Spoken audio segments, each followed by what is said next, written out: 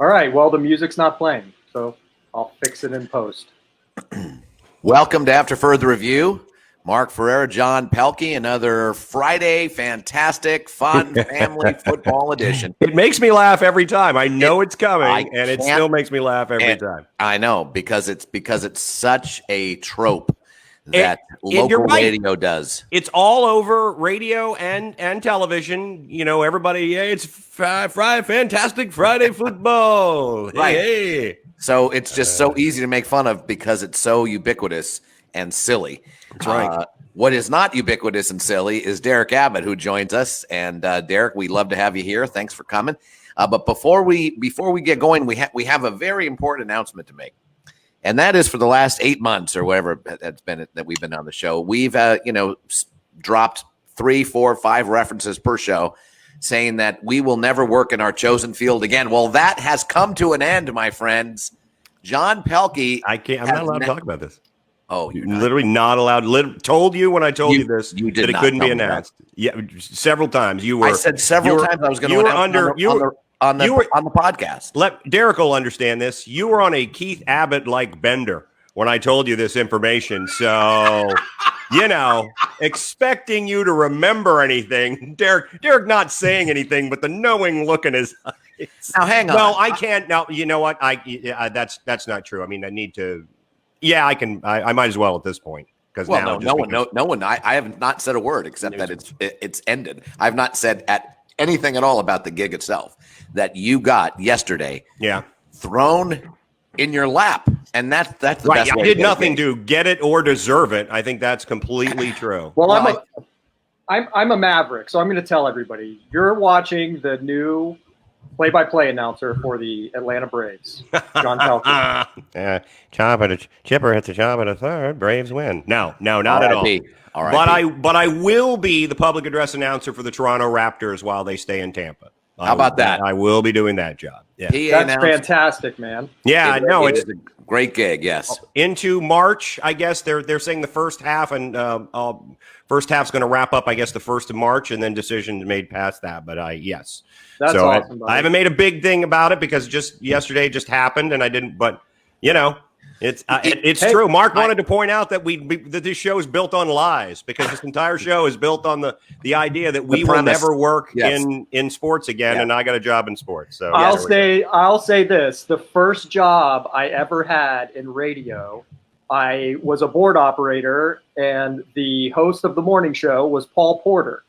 So if you get a job in Tampa as the PA announcer, that was 30 years ago. I know. Well, I've been waiting for Paul Porter to go for years. I don't mean go in the larger sense, though. I mean, I think you may. Beggars can't be choosers, but he's gonna retire. Gigs. He will never retire. He does a great job. So we can heretofore refer to John Pelkey as the voice of the Toronto Raptors. No, you can't. I think we can. No, I think we're only going to if you parenthetically add the Tampa edition. How's that? I had to think about that for a second, but I'm like, man, you got a job over Paul Porter, but he'll of course be doing the Magic. So, right, and I assume whoever's over there in Tampa who does the Lightning would have been first in line as well, but they're probably going to be overlapping play. So anyway, there you go. It all worked out for John Pelkey in many, many, many ways, and we're all very happy. Am I mistaken? I think Paul Porter is the PA announcer for the Tampa Bay Lightning. He may very well be. I think they use a backup when there's a scheduling problem for the Magic, but I think those are rare because they're only at the home games. So I think the last Lightning game I went to was a couple of seasons ago, and it wasn't him. I would have recognized at that time, but it was in the midst of the NBA season, so I'm sure that's the case. There you go. And the Raptors have to make an executive decision as. I was just going to say the Raptors PA guy is he's legendary, so there's no chance I'll be replacing him. He's beloved. I won't be beloved. I'm making. He's not allowed to come here, and you're not allowed to go there, so he doesn't have to worry about that. That's a good point. We can no longer mention Paul Porter at all for the rest of the show. We've mentioned him 4 times. Wow, and that's far too many. He's the Dallas Cowboys of this show. If you want to put a guy on a pedestal, though, he's the guy. He's a sweetheart of a guy. He's a good dude. He's local famous, but you would never know it. He's a good dude. Yep, he is a good dude. Speaking of good dudes, let's talk to good dude Derik Abbott about Well, about drinking with Keith Abbott, but maybe first we'll go into NFL football. Well, I think it's so interesting because, and I asked Derek about this yesterday. There's only 2 games this weekend that involve teams over 500. It's so weird how the schedule works out sometimes, but it's remarkable that there's only 2 because there's a lot of teams over 500. Yeah, but neither of them have difficult schedules this week. Did we lose you, Mark? We've lost Mark's audio. We have lost Mark's audio. So while he figures that out, let's get into this. Derek, let's start with the game, which I think, to me, is the most interesting game, and that is Tennessee and Cleveland. I think Tennessee and Cleveland is incredibly interesting. Cleveland has worked out what they are. I think everyone would agree. They are a power-running team that has, to an extent, benefited Baker Mayfield, who I think thinks he works best off script, and I think he actually works best on script. But talk about this game because it is a pivotal game for both of these teams, and the Titans are the team that we all disregard, and then they just keep winning and winning and winning. Well, first of all, thank you guys for having me on again. I think these 2 teams, Tennessee and Cleveland, are stylistically clones of each other. They both rely heavily on the run game with very effective run attacks and good offensive lines. And then they, expect their quarterback to, not turn the ball over, a ton of play action, sprint outs, boots, etc. The less that their quarterback is dropping back to pass, the higher success rate for that offense. Starting with Cleveland, really the two differences between the 2 teams is the quarterback play. I think Ryan Tannehill is a better quarterback right now of the 2. Just a lot of the things as well because he can make plays out of structure and with his legs, where while Baker can, I believe that Tannehill is much better at that. Tennessee stylistically has been doing a little bit different some things up front, maybe to get Derrick Henry, because I think a lot of teams are trying to penetrate that first line of scrimmage and stop him before he gets going. So they're doing some pin pull stuff. They actually ran counter last week, which they don't ever run. So it was a nice little wrinkle here and there. But I think both teams are figuring out who they are. The Tennessee knows who they are. I think that they're the same team. They're just a little bit further along in the process of knowing who they are and doing what they do effectively. The one thing that Tennessee, Mark, and I think we still don't have your audio. Do we? No, still don't have your audio. Excellent. I have another question.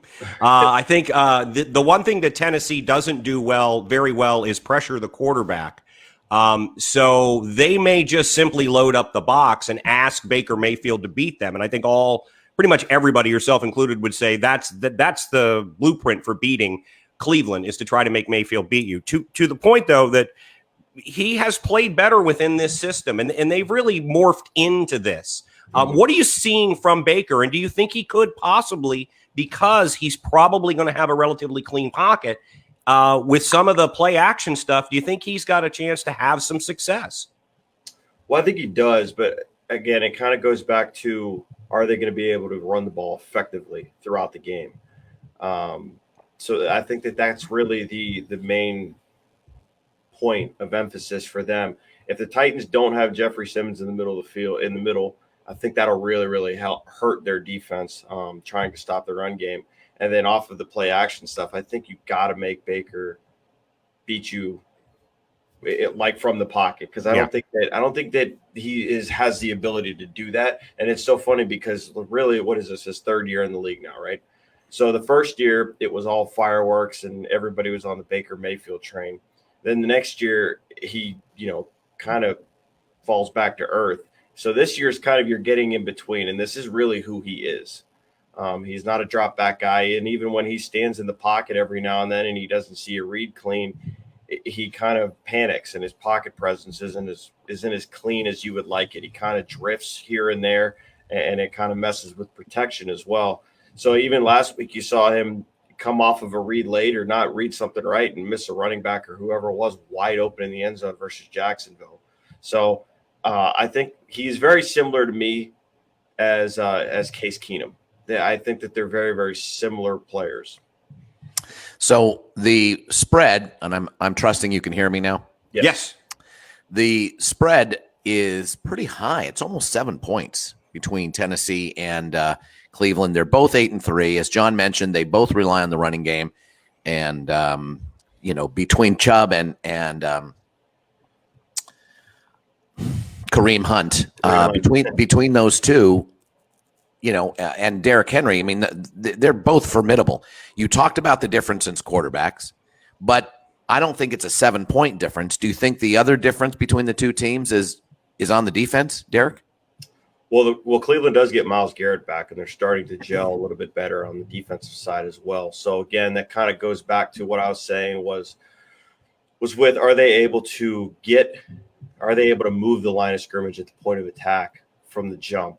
Like I said earlier, the Tennessee is moving, and they are doing some different things. They're adding wrinkles, right? So when you're building an offense, you have your base plays, and then you build little wrinkles here or there that you really, really like. And just an interesting little tidbit is that the offensive line coach for the Titans comes from the Shanahan school of outside zone. So you're seeing, obviously, their base is outside zone, but they're changing and tweaking little minor things. Jeff Swaim, who's their tight end, they'll motion him and put him as a fullback. So now a defense is in a lighter box because of the personnel grouping of it. And they'll run a play and mess with the defense's read keys, and Derrick Henry will look like he's going to go outside. And this is where you see him put his foot in the ground and get vertical right now. Linebacker will overrun it, and then now he's up the field for 20-some yards. But the key to that is obviously getting back behind the line of scrimmage before Derrick Henry can get going. And do you obviously with Garrett back, you think they'll be successful or a little bit more successful at doing that? But what defense has the advantage of plugging up the other team's running game in your mind? Well, I think, like I said earlier, that if they don't have Jeffrey Simmons, that really, really hurts them, and Cleveland might be able to run the ball all over them. If they do, I think it kind of swings. I mean, I think either way, I think it kind of swings more towards Cleveland defensively. But again, I mean, A.J. Brown's been playing out of his mind too. He had a great week last week, and again, now it swings back the other way that the quarterback balance is more towards Tennessee. So now it's really about as even as it really gets, and the two teams are clones of each other. Yeah, it's just great. And I mean, I think for me, and just as a novice, if you're going to put your money on somebody, put your money on the team that's got the quarterback who's going to have the best completion percentage. And to your point, I think we look at Tannehill as the guy who's more than likely going to do that. All right, let's change breaks. Let's change games and move on to the Rams in Arizona. Kyler Murray's got shoulder injury in that. Rams are on the road where they're generally not quite as good as they are at home. How do you see this game? The NFC West is so difficult to get your arms around right now. Well, Arizona is a pretty inconsistent team week in and week out, and their offense is stylistically extremely rhythmic. They need to get, Hopkins going early to open up, Christian Kirk and other people. Their run game is spotty as well. I think they had a really, really bad matchup going to New England just because if you saw the most basic Bill Belichick defense, and that's really saying something, a basic Bill Belichick defense is, double team Hopkins with your second and third guy or safety and their second best corner, put your number one corner on their number two. Really force their number two and number three receivers to beat you, play left-handed. Their running game isn't all that effective. And then with Murray being hurt, who is part of their run game, big time, he hasn't been running as much. And even like his throws haven't been as accurate. Now he's a pretty natural thrower. He's got a little bit of a baseball delivery. So, and I believe his injury is an AC joint. And as a former shoulder injury person myself, throwing with those injuries is extremely painful. And it's not a dull kind of injury. It's a more of when you're coming over the top, you feel like someone hits you with an axe. Mine was labrum. His, I think, is AC joint. So it's somewhat different. But it lingers. It messes with your follow through and kind of your arm angles as well. On the Rams side, how to stop that and really combat Kyler Murray, I think the way, and they have the scheme to do it by getting pressure up the middle and then forcing and containing him as well with Aaron Donald. I think Brandon Staley is kind of considered to be, and I don't know that anybody, I think they're starting to a little bit, but he's probably one of the better defensive coordinators, young defensive coordinators in the league, and probably the Sean McVay of defensive coordinators right now, just with some of the really interesting stuff they're doing up front. they'll put a nose tackle and then two guys really in the B gap on the inside shade, really clogs up B gaps on inside run stuff. And then, you have your secondary where they're rotating and showing you one thing in the beginning of the play, and then they're blitzing a corner and, rolling to a Tampa 2, really, really exotic stuff. And they did it to Tua about 2 weeks ago. And I sent it to my buddy. I was like, look at this. You got to watch this. I've never seen anything really cool. So the way that they're getting to some of those stuff of whether they can, with Ramsey, maybe they put Ramsey on Kirk or whatever they might do and just double Hopkins again and put them in that bad situation. Well, it's not to downplay the D coordinator for the LA Rams, but when you have Aaron Donald there, you can do a lot of creative things, and then you have Ramsey in the back end as well. You can be very creative. But you talked about inconsistency with the Arizona Cardinals, but Jared Goff, to me, is one of the most inconsistent quarterbacks out there because he had just come off of really nice games against the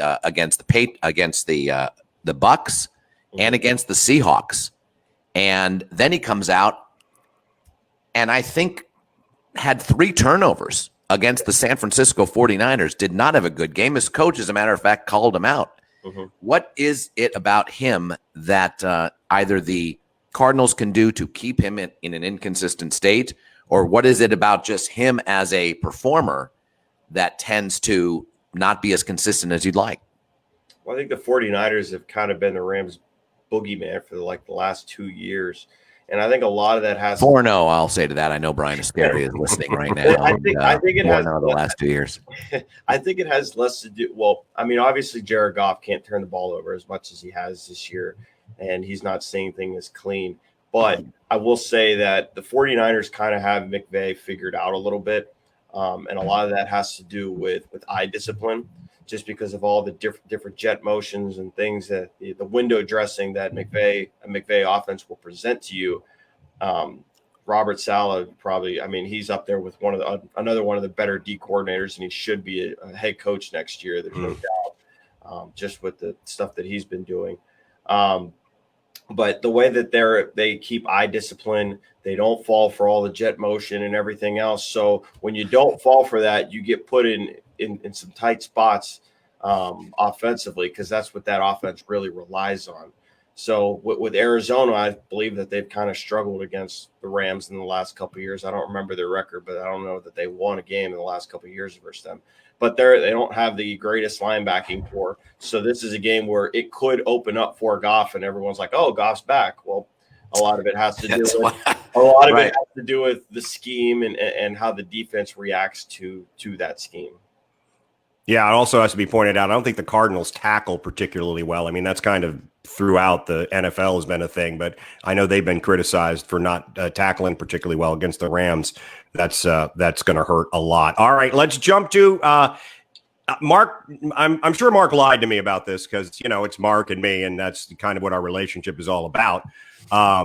But half truths and lies. Half truths and lies. Absolutely. Anything to make one of us feel like we're on top of the other, ahead of the other. All right. So and right now, John, you have that in spades because you have an actual job that's paying you very well, and you are now the voice of the Toronto Raptors. You can really step on my neck. All right. Consistently now because you've got me down. Frankly. While I would love that very much. Apparently, according to you threw out to Derik, let's do the 2 over 500 teams, and then just pick one matchup that's not as great of a matchup, but something you see as an interesting game. And Derik, Mark said to me, on your own you chose the San Francisco game. How much did he actually funnel your way? And aren't you guilty because the old man's got no savings, and what he's given you to choose to talk about his team for some unknown reason, it's really taking food out of his mouth, to be frank. It was a personal decision. I made that decision all by myself. I promise. There was no money involved. Could have been more, but and it's a good choice. All kidding aside, it is a really interesting game, and I mentioned you can't get your arms around the NFC West. Obviously, the 49ers have had as many injuries as anybody this side of the Philadelphia Eagles, and they're not ever in the history of any NFL team. Fair enough. I've taken them off the board of teams to make predictions or bet about. Buffalo, obviously, one of the better teams in the AFC.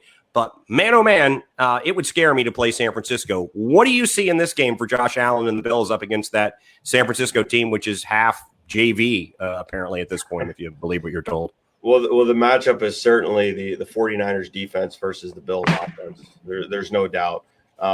Just because stylistically, the Buffalo really thrives when they are going against teams that play man coverage a ton. They can really scheme up some receivers to run free. It kind of hurts not having John Brown, who went to IR last week. But they've tried to really establish more of a running game in the last couple of weeks with Devin Singletary. Not with great success, but they're trying to make the effort, because I'm sure they're in the back of their mind thinking that, down the stretch, you're going to have to be able to run the football, especially in Buffalo if you get a playoff game. But on the defensive side, I kind of alluded to it earlier with Robert Saleh and how good of a job that he's done with all the injuries and everything that they've had to do. They've actually started to get a little bit healthier offensively and defensively. You get Deebo Samuel back. Is Mostert back? I believe he's back now. He is back, yes. So he's back. And then you get Richard Sherman back, and then Jimmy Ward, who's been coming into his own and playing really, really well, and really causing a lot of issues for offenses just because he's so dynamic in some of the things that he can do in the pass game. So I think that the matchup like I was saying, Buffalo thrives on man coverage. Well, Salah's background is the Seattle cover 3 background. Now they've been doing some different things with some 2 high safeties and structures, with maybe whether it's quarters or cover 2 or 6 or whatever it might be, rolling to different stuff. So, but I believe the core, is still cover 3. Like that's going to be their default. So for Josh Allen, the matchup is he able to throw with anticipation and timing? And that's not always something that he's been hit, and that's not always been his strong suit. Mm-hmm. So I have a couple of worries as a 49er fan and following them. First of all, they don't have a lot of success against mobile quarterbacks, very mobile quarterbacks, number one. But the main thing I'm worried about is the back end. We've talked about this. Jim Haslett, good friend of ours, good friend of your dad's, good friend of yours, Derik Abbott. He told us on Super Bowl Sunday, he said, and this was a pretty all-world defense last year for the San Francisco 49ers. He said the back end is what to worry about.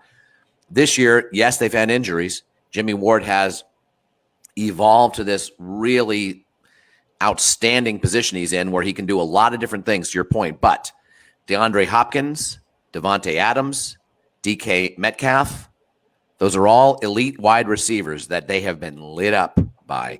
And Stephon Diggs is number 3 in catches, number 3 in yards.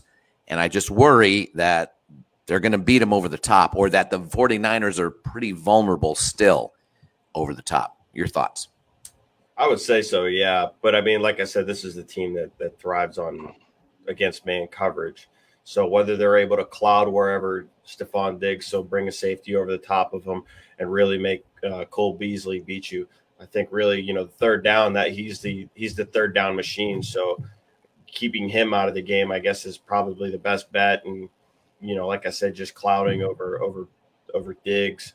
But yeah, that's definitely something always to be worried about. And the other key too with Josh Allen is keeping him at bay with Fred Warner too at the linebacker spot, who's been playing really, really well this year. Yep. So putting a spy on Allen, keeping him in the pocket, trying collapsing it, and then just kind of maybe throwing some different oddballs in coverage wise to maybe make him make a mistake and get a turnover. We don't have a lot of tape on Nick Mullins, but frankly, he's played pretty well. I think, in fact, as far as yards per game, they're up from Garoppolo's statistics on that. Sometimes it's difficult, obviously, for defensive coordinators who don't have a lot of tape on a guy. What have you seen from Nick Mullins, and what is it he's going to have to do against this Buffalo defense? He's going to have to do the same thing that he's been doing. Don't turn the ball over. Distribute the ball to your playmakers. They're doing some really interesting stuff with some of the even stuff the Rams do as well with some of the wide receiver runs. Using Deebo Samuel, I think, is a big, huge part of that offense, and especially using Kyle Juszczyk as well, that they're kind of like positionless players where they can kind of cause, matchup personnel nightmares because, when you're a defensive coordinator or you're a defensive coach, you're fixated on who is running out there. And a lot of times it's by number. So you see a number 40 something, you assume it's a fullback, and a teen's number is a receiver. Well, okay, that's what your personnel setting in. But when you get a guy like Deebo Samuel and Juszczyk, you got to take a second and think, okay, what is the best matchup for this? Because he's not really a running back. He's not really a receiver. Same thing with Deebo Samuel. They use him as a running back, but he's a receiver.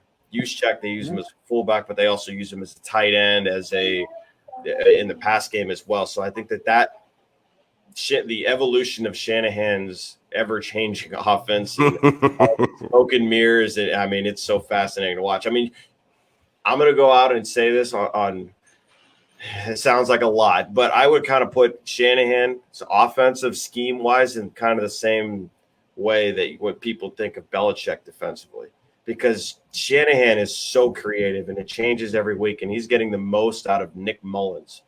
So, and that's no offense to Nick Mullins. He's a quarterback. Well, the way you said Nick Mullins, we understand. Second best Southern Miss quarterback I remember in the NFL. That's all I'm saying. He's number 2 behind a long number 2 when they get Matt Ryan next year. So, you're not the first person who I've heard that from. That Matt Ryan's out of Atlanta and he will be a very popular pick. I know we didn't ask you to talk about this one, Derik, but I do have to ask because you brought up Bill Belichick and the Chargers and New England. The reason I bring it up is Justin Herbert has been a really, really great story.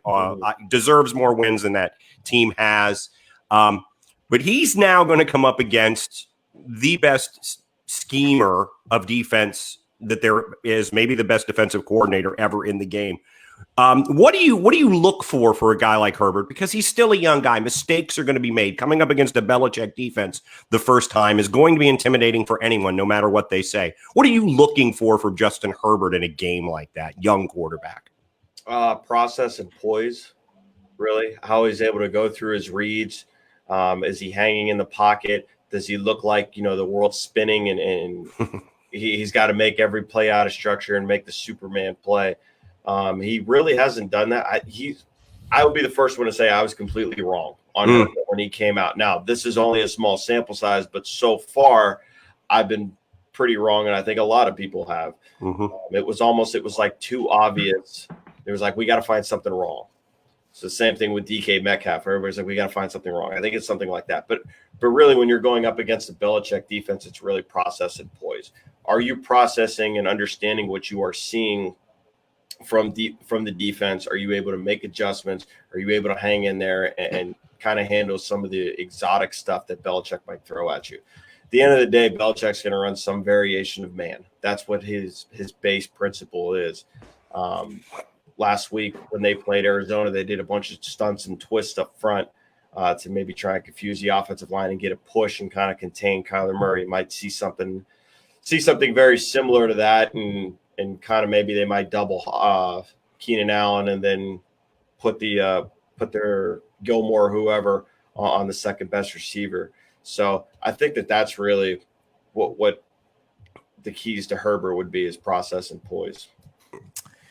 All right. So one of our listeners, one of our viewers today, one of two actually that are making comments is the man that is not as important to John Pelkey anymore, because John Pelkey now has a job in sports. So now he is so much more important my future. He's so much more important to me. I fit in his youth movement. He's trying to fire the both of you from this podcast. Of course. Well, he really is. He's asking, when does Derik get his own podcast? And he's going straight to Jeff with that question. So I think the best move for us, John, right now, and tell me if you agree, this is one of the times where the world is against us and we have to actually be a team as opposed to fighting each other. Oh, damn it. So I think we keep Derik on for locks and shocks. And I know, Derik, you haven't thought through these that much, but you have watched film. I do watch film. Yes. He does watch film. Oh, by the way, a little bit more of Coast Guard recently, but excellent. Yeah. But NFL film, he does. He certainly watches more NFL film than you and I, John. Would you agree? I don't have video equipment of any sort. I only get PBS World War II documentaries. So All right. John's projector is broken. You'll like this story. So I actually told my dad that I canceled like the Netflix subscription or whatever that I had. Good man. You're trying to reduce your budget. The Hulu one, yeah, except I just moved it and put it all towards like film stuff. So it was like an offensive line like Patreon account that I like go and watch for like whatever $20 a month, and I like learned everything from it. What's the athletic equivalent of a nerd alert? Yeah, that's what we're looking at. Me, yeah. So, all right. So here we go. I'm going to start us off with the shock that I think is realistic, and I want your opinion, John, and Derik, and when Jeff returns, we'll get his opinion as well. But I really like thank you. Atlanta. Did you like me on the rocking horse? Jeff's microphone's on. Microphones is still on. Maybe we can having a nice conversation. No, let's listen in. Sorry, my grandmother has called me. So well, I mean, hell, that'll be more popular than the Derik Abbott segment, for God's sake. So Jeff's I think Atlanta has a shot to beat New Orleans, especially with Taysom Hill. I think their defense has really stepped up as of late. Certainly their offense had a field day last week against the Raiders and has been playing well. Raheem Morris is, I believe, 4-2 with the Falcons thus far. Maybe it's just because I don't think the Saints are a legitimate 9-2 team, but that's my biases speaking right there. What do you think, Derik, about that pick for my shock? I actually don't mind it for the sole reason of the fact that I wish your dad would say that more when we talked about politics, and I would doesn't say that to anybody. Right. He doesn't say that to anybody. It's not in his vocabulary. Yeah, he doesn't say I'm sorry, you're right. He spins it.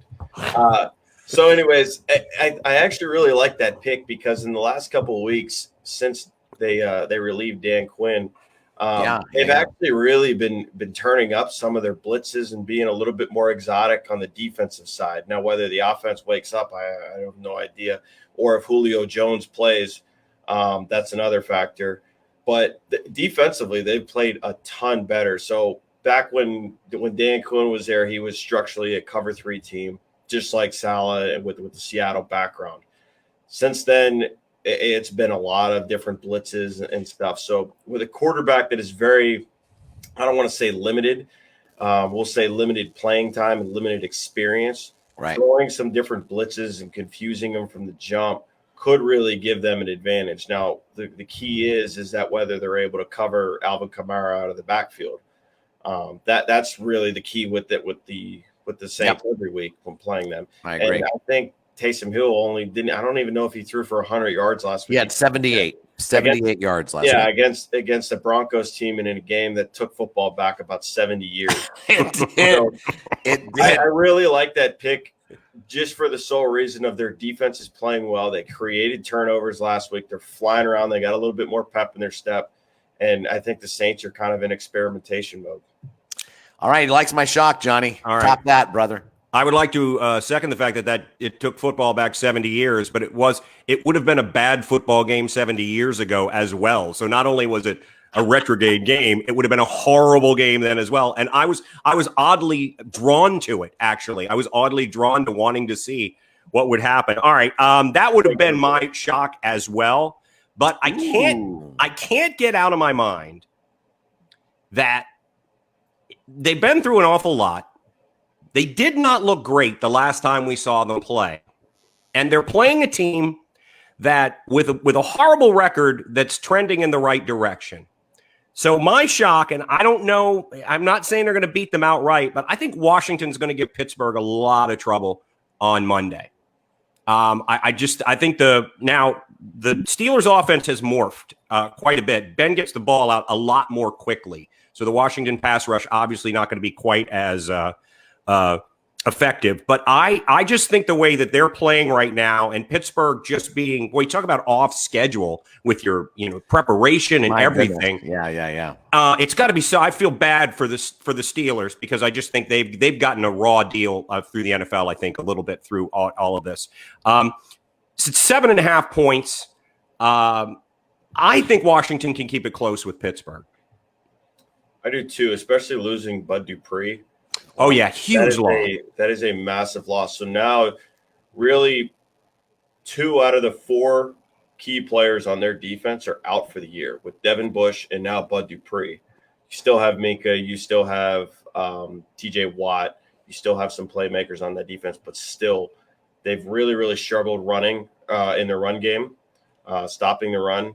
And Gibson, the running back for Washington, has really played well in the last couple of weeks. I think he's kind of got a feel for the NFL with cuts and understanding, leverages and things of that nature. So I think that Washington will be able to run the ball. Now, whether they'll be able to throw the ball, I don't know. I don't think so. Pittsburgh's got one of the better pass defenses in the league, and Washington now. It's hard for me to say this just because my high school teammate plays for the Washington football team right now, Jeff Badette. So there's a special shout out to Jeff. But I really think it'd be a struggle. I think it'll be closer than people think because I think the Steelers just win ugly games. As Mike Tomlin said, they do not care. They're going to go about their business. But at whatever they are, 11-0, at this point of the year, there is really nothing good that can happen for the Steelers the rest of this year. There's nothing good that can happen for the rest of the year. What do you mean? What do you mean by that? I don't understand. Because if they're either going to lose or they're going to have an injury. It doesn't matter. They're in the playoffs. Yeah. No, but they really need to be competing for again, I keep bringing Mark this is up. obsessed with this. This is the Mark's only obsession. bye position in either conference is the top team. And right now they have a game lead over the Kansas City Chiefs, who I think are a better team and would probably beat the Steelers. But if the Steelers have a week off, that could really help them. And if Kansas City has to play an extra game. So I want to ask you about that. And I also want to ask you about Pittsburgh's running game against Washington's defense, because Washington has a pretty stout defensive line, and Pittsburgh's running game has struggled, especially now without, Connor. They do have a stout defensive line. I don't think that they've played as well as the names on paper. I think that their defensive line could play better. Now they're still gelling together and everything else. But is James Conner going to be eligible to play in this game? He just was on the coronavirus list. I don't think he will be. I think that, and they've struggled with their run game even with him. And they also didn't have Pouncey in the last game too. And I think that had something to do with contact tracing. I'm not sure if it was he actually had COVID, and I'm not sure. The protocols change every week. Who knows? They made the 49ers roll out there with their B-list team, and they made the Broncos not even have a quarterback, and they gave Baltimore a month to figure it out. So I have no idea whether those guys will be eligible or You're not happy with the decision makers of the NFL. I can see No, I thought it was incredibly dumb. And I think you got to treat it the same way as an injury. That's what I think. I think all of us agree with this situation. It's just like refereeing in any sport. It's like we just want some level of consistency. It may be more strict than it needs to be, maybe not as strict as it needs to be. But if there's some level of consistency, and there hasn't been a lot of that, and I just think with Washington's ability to run the ball, the fact that that Alex Smith has gotten more and more comfortable seemingly, and he is good. He is good at getting the ball out of his hands quickly, and he looks like he can move around well. Again, I'm not saying that they're going to beat Pittsburgh, but everything the Steelers have gone through, and to Derek's point, I mean, no team loses a game and says, "Oh, I'm so glad we lost that game." But dropping a game right now for Pittsburgh might be one of the better things that could happen to them, frankly. Again, it adds more pressure to go undefeated. Yeah. And you're almost like, okay, what's out of the way? We got the bad bug out of the way. See, I disagree with that because they have a motivation. They have a real, like the Saints when they were 13-0, 2009. I am obsessed with this. Yeah, they had no reason they could lose 3 in a row, which they did, and still have home field. Yeah. To me, that is yes. Some home field teams lose. Yes, sometimes the bye hurts a team. But, as a 49er fan, the bye was perfect for the San Francisco 49ers. Their actual bye was in week 3. And so they really needed that week off, and they ran through the Vikings and the Packers. I think it's important more than it is, a recipe for an upset. I think that's a great motivation for the Pittsburgh Steelers. Not many 11-0 teams have a motivation to continue to win. And I think the Pittsburgh Steelers, by definition, do, because there's, again, only one team that gets a bye. Yeah. Only one team. And I know, Mark. You've and said that. Kansas City. Well, no one seems to You have understand the everyone significance understands, of it. Mark. No Everyone one does. understands. We're No not one just that seems to obsessed with it as understand you that. are. Okay. And the Steelers also have a tendency to always play down to their opponents. Always. And they did that last week versus Baltimore. If you go back and you watch the tape and you see how many drop passes there were in that game. Oh my God. On by Claypool and Deontay Johnson, and Ridiculous. they could have blown that game wide open. Yes. And many times. And put Baltimore away, put a stamp on it. But many times. It's really been a thing throughout the Tomlin era and even the Cowher era as well, as that they just don't do this. Now they'll beat them, but they won't beat them in the fashion that Kansas City might, with putting 80 points on somebody in 20 minutes. Right. Yeah. Speaking of, that's my lock is Kansas City over Denver, and there is a 14-point favorite. What do you think of that one? I like Kansas City. I don't know that I like the 14 points. It's Denver. Or I'm sorry, Denver. I don't like the 14 points. I'm always leery about. That's a big line. It's a big number. Spreads. I agree. My dad taught me that one. Okay. All right. We got another reference. We got this is as many references to Keith Abbott in the show as Paul Porter. You're not happy. You're not happy. So how about you, Johnny? What's your lock? Well, it's funny because I agree with your lock, but the more I look at it, I think and this is not really, it's a big number, so it's surprising, but I think the Raiders are going to blow out the Jets because I just think that, the Raiders there've been some struggles of late with the Raiders. They were everybody's darling for a bit, and now they're kind of an afterthought. And at this point with the Jets, I think the players are looking around and saying, hey, you're firing every other shitty coach in the NFL. Could you fire our shitty coach, for God's sake? And can we get on with it? I just think that, again, I'm not going to accuse NFL players of not being motivated to play hard. But, boy, if you're on any team right now and you're just praying that you get out of the season without an injury, you're a New York Jet, frankly, in my mind. I hate to do this to you, but the last time that the Jets were winless, it was they beat the Raiders. Fair enough. I've been wrong about so many more things.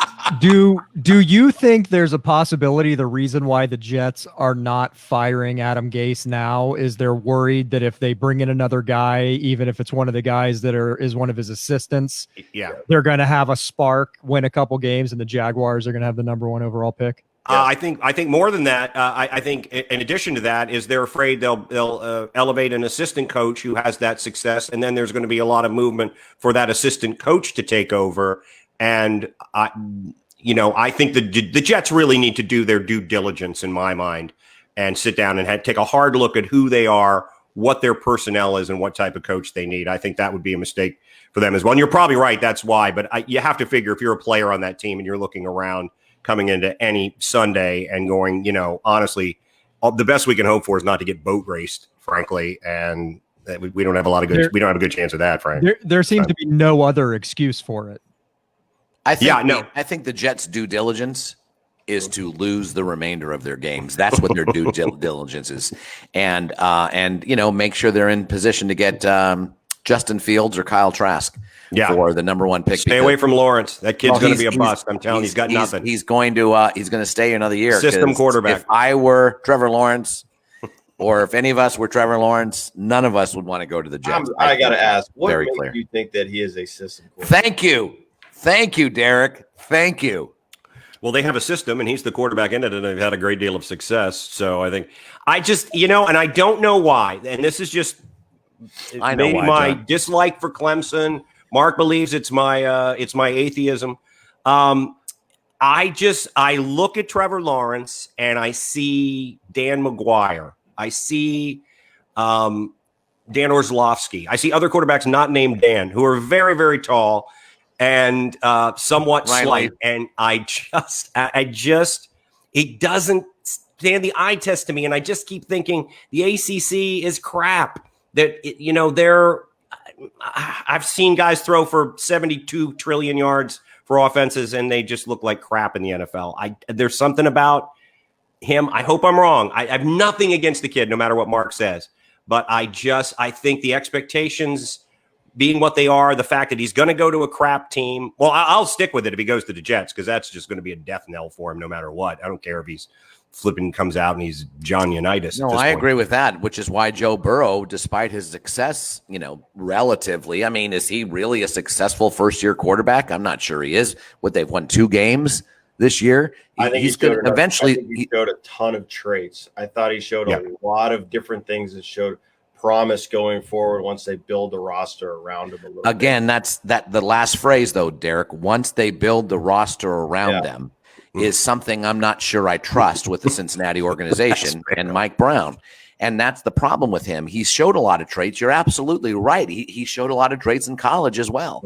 And quarterbacks like that, historically, if they continue, like Sam Darnold showed a lot of traits, and they did not build a roster around him. And now he's about to set a New York Jets record of not throwing a touchdown in 5 consecutive games. A New York Jets record, for crying out loud. That's a vaunted list, too.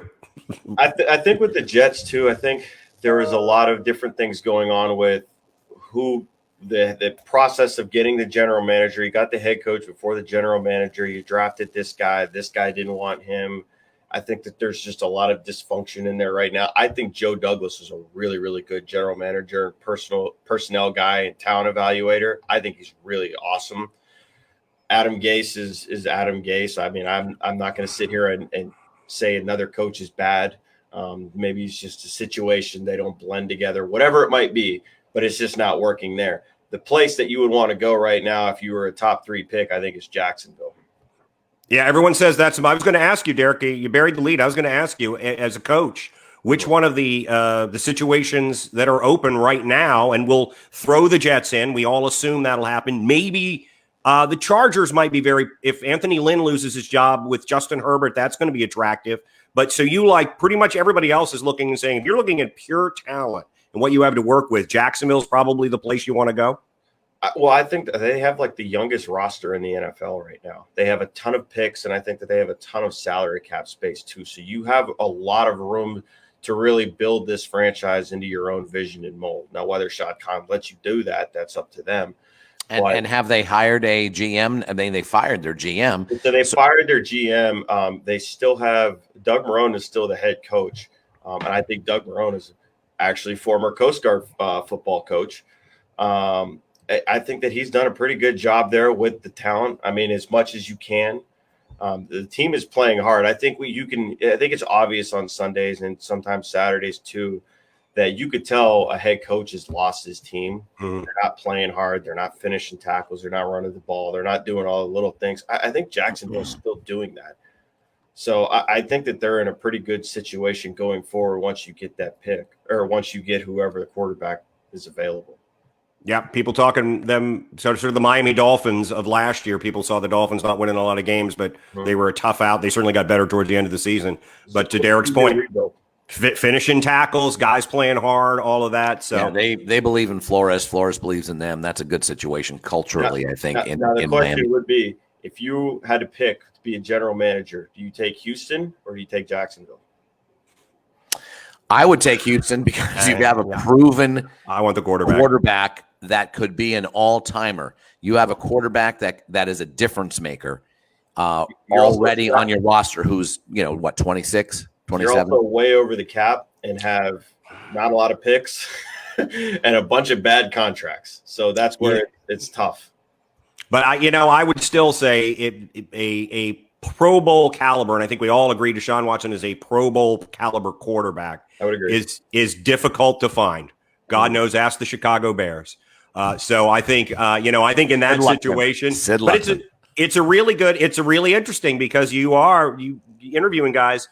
What is more important to you? Salary cap space, younger players, and a very unsettled situation in quarterback, or an incredibly settled situation, which I think you could probably argue that whoever gets the Houston job should probably get more years on his contract, frankly, because to Derek's point, there's going to be a little more of a difficult rebuild there.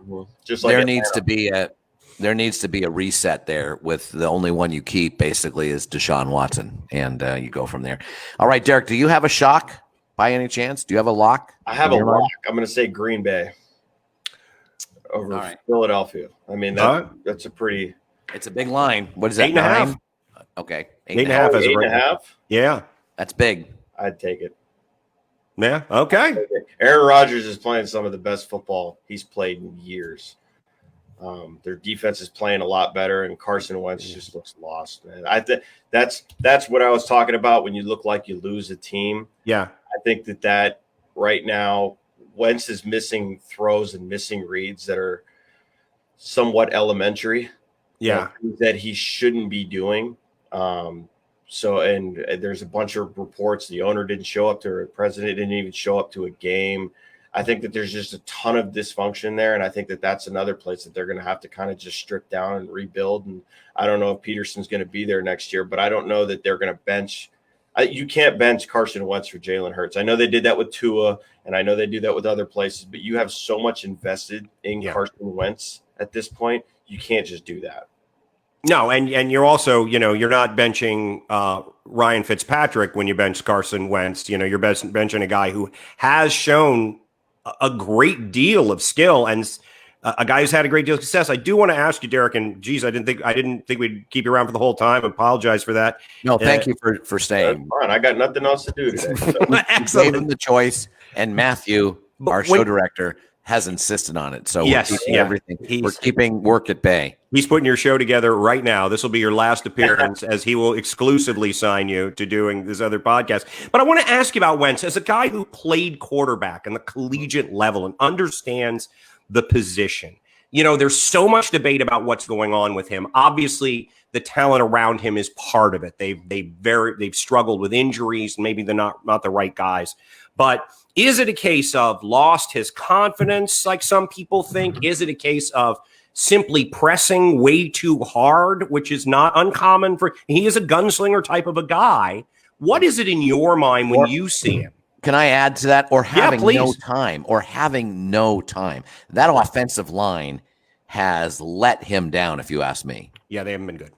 I think it's a culmination of things, and I think it really starts. Let's start with the roster talent, really the injuries.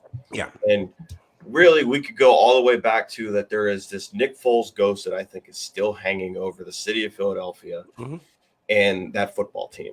Is because they looked at Carson Wentz and it says, "But you're not the one that won the Super Bowl." So I think that there's a little bit of a disconnect there. Two, I think with the injuries now, you're trying to play Superman every down. Yeah. So you're not going through your reads. You're playing fast. The game is speeding up for you. So then what happens is now it's the game feels like it's coming right now. You lose trust. You start seeing ghosts. I talked about, I'm seeing ghosts. Sam Darnold a couple years ago. That is a common thing. That you think that you're seeing something, and then you go to the sideline, you look at a tablet, and it's nothing like that. So then you lose a little bit of confidence, whether you lose confidence in your play caller, you lose confidence in head coach, guys around you, and it wears on you too, because whether guys say that they don't, they do. They read press clippings. They hear it especially on Twitter and social media. You could try to avoid it as much as you can, but in this day and age, it's so unavoidable. Yeah. So you got the weight of the world on you. And then on the field stuff, I mean, it's almost as basic as you have 2x2. This is from film. You have 2x2 versus a 1 high safety. You have the inside guys running vertical, the outside guys run hitches. Well, typically versus a 1 high, you want to pick on the safety and throw the vertical to, I think it was the tight end. It might have been Dallas Goedert. He completely dismissed the seam route and threw the hitch route into double coverage, and it almost got picked against Seattle. And they're showing the replay, and it's like he's just playing so fast. He's not seeing and it happens. You lose your confidence. You kind of need to rebuild it. You need to find ways, whether you go talk to somebody about it. It's almost like being a kicker. Or really, the best way I could describe it is you're a golfer in a funk. Yeah, and what you're describing, and when people talk about quarterback play, do you think it's a product of he's not because it's so sped up, he's not seeing things clearly, or is he just because he knows his time is limited in that pocket? Clearly, as Mark said, is he just making up his mind literally almost before the ball is snapped that I'm going to get it out quick? This hitch route develops more quickly. That's where I'm going with the ball. Yeah, like I said, it's both, and you see him double and triple clutch sometimes where. A throw that would need to be on time or in a rhythm, he's double clutching because he maybe doesn't trust the guy that's on the receiving end of it, or the coverage that he's seeing, or whatever it might be, a guy getting rerouted in not a normal way. Typically when you're a quarterback, you understand all your receivers' tells. So what I mean by that is each receiver has a different tell, whether they snap their hips down or it's a hand movement thing or whatever it might be. The one I was actually talking about earlier, who's with the Washington football team, when we played in high school together, I knew his tell every time that he was going to break. I would just see his hips sink just a tad bit, and I would know that he's breaking right now, and I was able to get the ball out. Building that rapport with guys is so important, especially in an offense that requires timing and rhythm and all those things. It's so funny because now whenever he's home, whenever we're together in the same hometown or whatever, he'll text me like, hey, let's go throw. And then I'm still throwing the ball because he's still got the same tell. I still know it. So when you have different guys rolling there every week, whether it's on the practice squad, free agent list, it's hard to get that timing on a weekly basis. Yeah. All right. I'm guessing you don't have a shock. Is that true? And that's fine. No shock. That's fine. No shock. We will say goodbye to you right now, Derik. This has been great. Thanks, man. I love the idea of just keeping you on the entire show on our fabulous football fun family fantastic Fridays. Yeah. And this was great, breaking down Browns, Titans, breaking down Rams, Cardinals, and Bills, 49ers, as well as the rest of the NFL. Derik Abbott, assistant coach at the Coach Guard Academy, and former college football quarterback. Thank you very much, buddy. Say hello to your dad. Thanks, Derik. I hope he's okay. Yeah, wake him up. I know he's probably busy watching OWN right now. He's probably already in bed. Well, hey, don't say it like it's a pejorative, brother. Nothing like a good nap for men our age. No doubt. Thank you, Brian. Derik. Appreciate it, buddy. Yeah, right. And you wonder, I just want to say this to wrap up the Carson Wentz thing. Our good friend Lori Ann Keel, who worked with us at the ESPN Club, her husband's Rick Ann Keel, and famously a successful major league pitcher, and then it went away. And he was able to reinvent himself as a position player, and it's a remarkable story. It is. But you just look at Carson Wentz, and he just seems like such a quality guy on so many levels. And certainly the year they won the Super Bowl, he was playing at a Pro Bowl level, and they were favorites to get there before he went down. And when he did, amazing job by Nick Foles coming in. But I think everybody thought, well, if Wentz had been there, they probably still would have had that success. You just hope that this isn't just crept so far into his head that he can't get out of it. And will he need a new city? Interesting. Very interesting. All right. Now I'm struggling right now. We're at 57 minutes in the show. Uh-huh. A large part of me says we should just wrap it up. We had a great show. I could throw out the little trivia baseball question that I had, but not that interesting. And we need to get into a habit of doing a show about this time, 57, 58, 59 minutes, because when you officially become the voice of the Toronto Raptors, will not be the voice of the Toronto Raptors. You will need to leave for Tampa roughly around 4 o'clock. So unless we have a completely different time to do our show, and that's something we can talk about, we're going to have to wrap this up in an hour. So what is your thought? Should I throw the trivia question, or should I save it for another day? I would save it for another day. We're at 58 minutes. I would save it for another day because I had a question completely off the sports milieu, and Jeff may be more interested in it than I am. But I was two things came across my ears and my eyes today, and one of them was I had my phone on shuffle music and I was doing some stuff, and the Wilson Pickett version of Hey Jude that Dwayne Allman plays slide guitar on, and many people consider it the first Southern rock song because what he did with the end of that song sounded very Allman Brothers, obviously. And then I was watching a little bit of the documentary on Eric Clapton, and it was around the Layla and Assorted Love Songs period for Derik and the Dominoes, which Dwayne Allman played on. And it got me thinking about live albums. And what is your favorite live album? And what do you think is the best live album? Because for me, those are two different things. My favorite is my favorite for many reasons, but I don't think it is the best live album. In fact, all evidence suggests that it's not even that live. But I just was wondering. Live, right?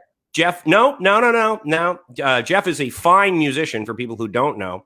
And Mark and I have 3 times been voted tied for the worst bass player not to have had a limb amputated in North America. So My question to you first, Jeff, what is do you have favorite live albums? And is your favorite different from the one you think is the best? Well, if I was put on the spot, I didn't have time to think about it, I would have to go to the one I've listened to the most, which is The Song Remains the Same. Which, does that count as a live album? Yeah, because they never released it as an album. But I mean, I had the version. No, it is released. It is an album. It is an album. Song Remains the Same. So yeah, that would count. Yeah, no, absolutely. That's very, very good. They were on fire at that point in time. Yeah, many people will argue that they were even much better live than that album came out, that it was hard to capture them live. But I enjoy that one a great deal. No doubt about it. The best album live, I don't know, man. That's hard to say.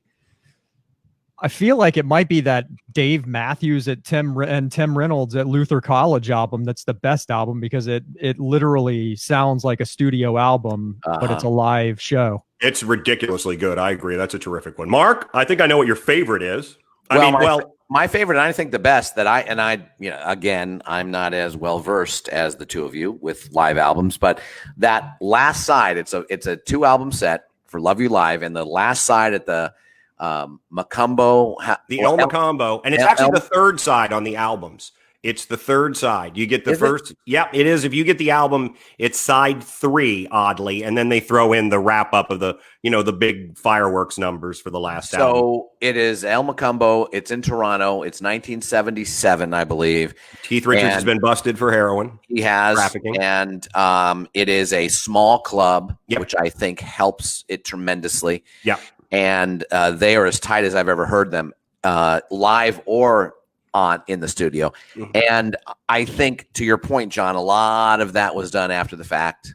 I think that's what a lot of almost all live albums have a lot of fixes. It's hard, and Jeff's a musician who's played a live. Hard to keep your guitar in tune for song after song after song after song. Particularly back when when you didn't have quite the equipment that made that an easier thing to do. So it's all covers. It's 5 covers. It's blues, and then it ends with Chuck Berry, Round and Around, and it is to me the most impressive live album, the most happy, fun. You are in that room. You are in that room with 80 other people, maybe 85 other people. But the question was album period, and the rest of Love You Live is mediocre. Pretty mediocre. I would agree, is mediocre. But I would say, if I could, just like I say, the second side of Some Girls could be the best side of rock and roll ever. In those 5 songs in a row.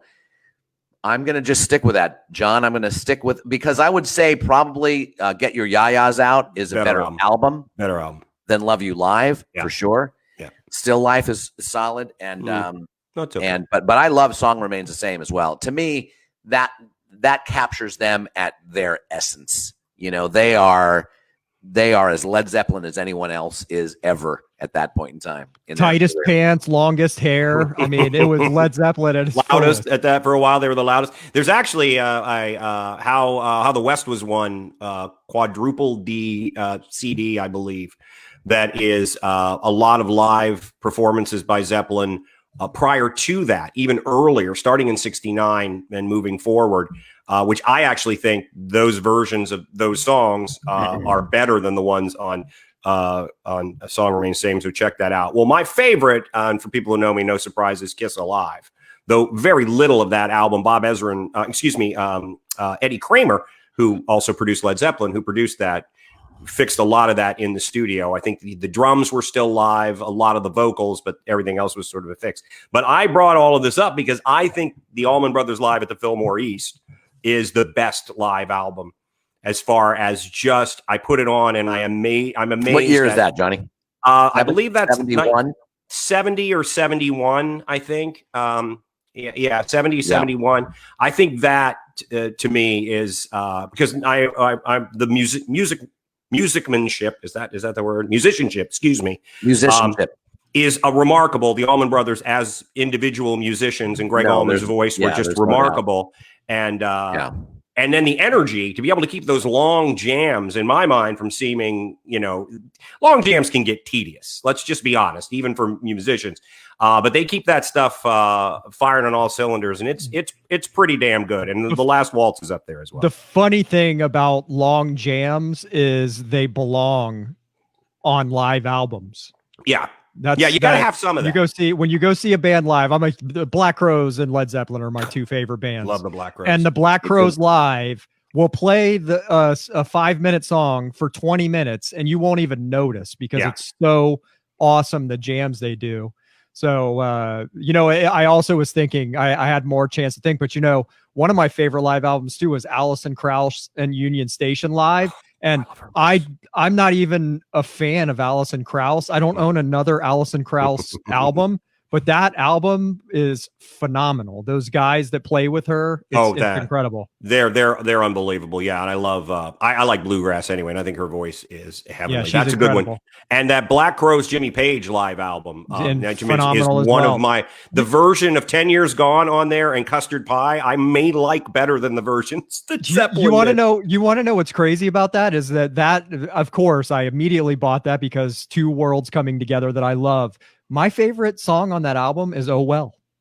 Oh, yeah, they do a great version of Oh Well on that. Great. Steve Gorman, who's the drummer for the Crowes, has a great book. I highly recommend you read it. He will talk to you about why they didn't continue to play with Jimmy Page, who wanted to continue playing with them. And everybody in the band, sans one guy, wanted to keep playing with Jimmy Page. Was it Rich? It was. Yeah, that doesn't surprise me at all. It was. Jimmy Page wanted to write songs with him. He's like, I've got some riffs, man. Do you want to? I don't need. Those two brothers, I'm telling you, for people who don't know, look into the Robinson brothers and read Steve Gorman's book. Enemies. They are their own worst enemies. It's insanity. Chris Robinson will admit it. We blew every big gig we ever had to play. They got to open for ZZ Top, and it was sponsored by like Miller Beer, and all they did was rail about the fact that it said Miller Beer presents. They didn't present the Black Crowes. Oh my God, yes. You got at some point, Chris Robinson, Rich Robinson, you got to play the game to get that generational money, and then you can be colorful. I really do. Well, they lucked out because they signed that huge contract in the beginning, and then they were able to get out of it. So they got all the money, and they did not have to continue making albums for was it what's the name of the record company they signed with? Weren't they with Arista? No. It was originally they were with Rick Rubin's. Rick Rubin's. Deaf Is American? it MTA? No, it wasn't a Deaf American or something that it was. Was it? I thought it was. It was a big record company. They signed a contract on a napkin, and they went to court. Some great stories out of that because they showed up dressed like themselves, and Rich Robinson was the worst. And the judge said, "Don't come into my court dressed like that anymore." So he wore a different Armani suit to every single day of court. I think 7 more days of court after that. He went and got a different Armani suit because they had all of that money.